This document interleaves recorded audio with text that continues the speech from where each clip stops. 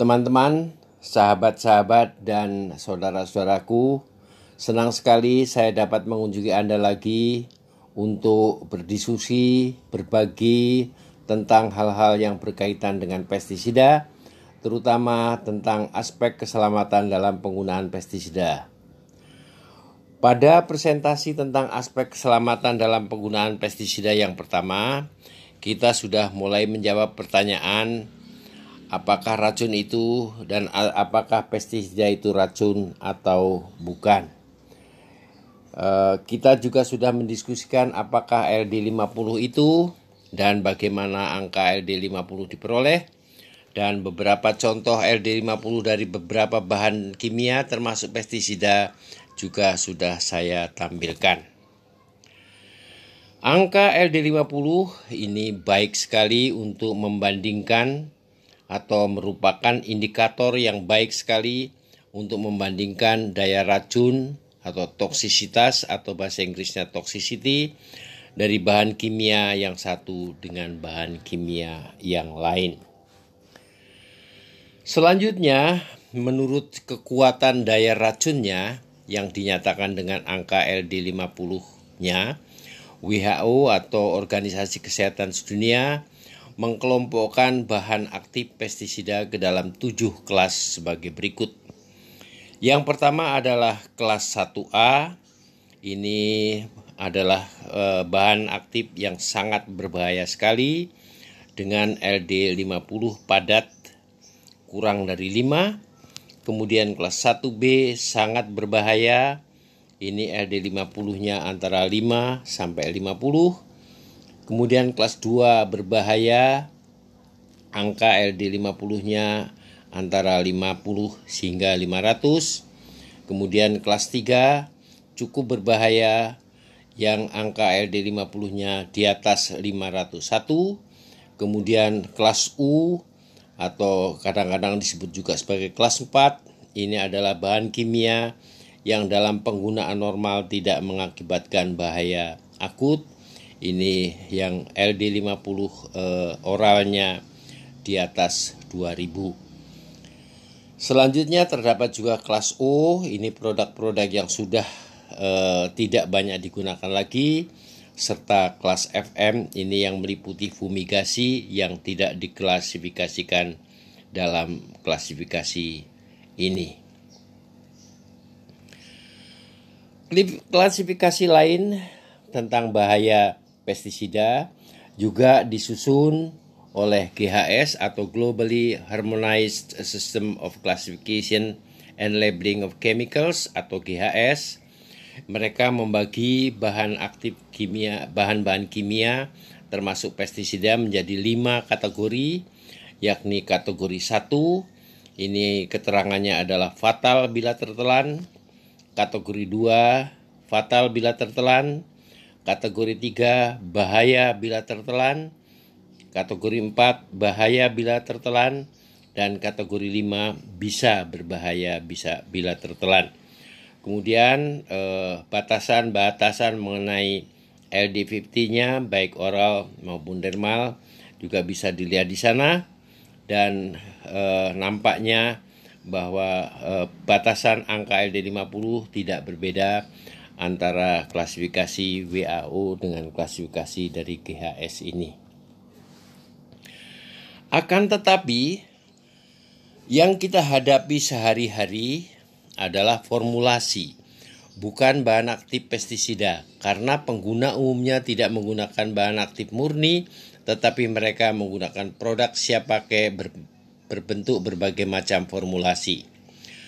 Untuk memudahkan petani, kemudian EPA yang kemudian juga diadopsi oleh pemerintah Republik Indonesia mengklasifikasikan pestisida berdasarkan formulasinya, yakni bahan jadi sebagai berikut. Mereka membagi pestisida atas 5 kelas, yakni kelas 1A, 1B, kelas 2, kelas 3, dan kelas 4. Kemudian mereka juga memberi warna pada masing-masing kelas. Yang kelas 1A ini sangat toksik, diberi warna coklat tua. Yang kelas 1B itu toksik, diberi label warna merah. Kemudian yang ke kelas 2 ini adalah berbahaya, diberi label warna kuning. Yang kelas 3 ini memerlukan perhatian khusus, diberi warna biru. Dan yang kelas 4 ini yang dalam penggunaan normal tidak berbahaya, diberi warna hijau. Menurut peraturan yang berlaku di Indonesia, maka formulasi-formulasi yang masuk dalam kelas 1A dan kelas 1B tidak boleh didaftarkan untuk diperdagangkan dan digunakan. Kemudian label warna kuning, biru, hijau ini akan diterapkan pada label kemasan pestisida agar petani pengguna bisa mengidentifikasi kelas racun yang dipakainya dan memperlakukannya dengan hati-hati sesuai dengan kelas bahayanya. Intinya, pestisida yang berlabel kuning harus diperlakukan lebih hati-hati dibandingkan dengan yang berlabel biru atau berlabel hijau. Ini adalah yang lebih jelas lagi mengenai pelabelan itu. Yang kuning adalah kelas 2, yang biru adalah kelas 3, yang keempat ada berwarna hijau.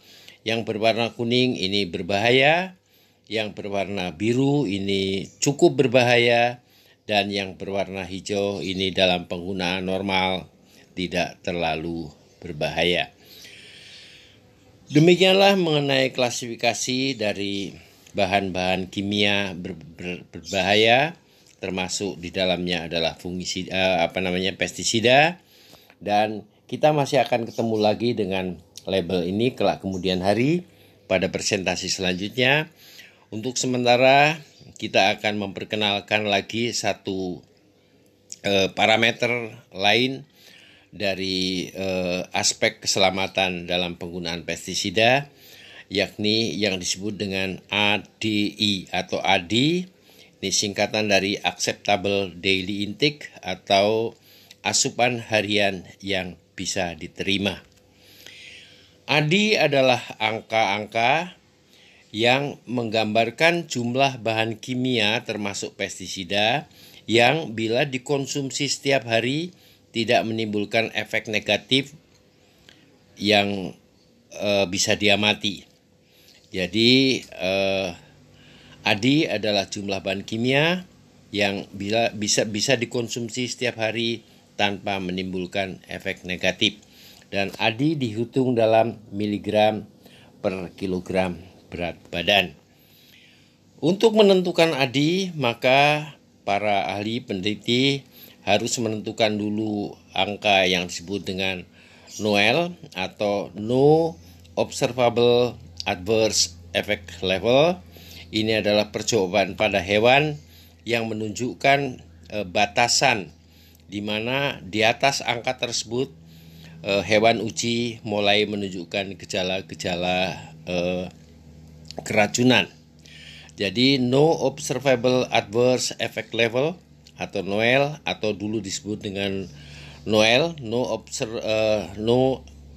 Observable Effect Level, ini adalah tingkat asupan yang tidak menimbulkan efek negatif apapun terhadap hewan uji, juga dihitung dalam miligram per kilogram berat badan.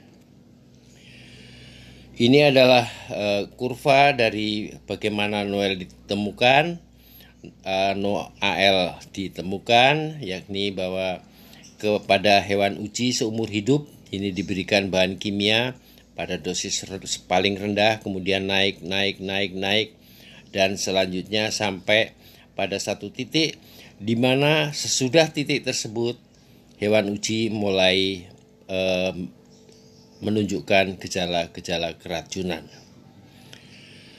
Selanjutnya, bila angka NOAL ini sudah diketemukan, maka kemudian jadi mula-mula diadakan pengujian seumur hidup pada hewan uji, kemudian dicatat diketemukan angka No Observable Effect Level miligram per kilogram berat badan.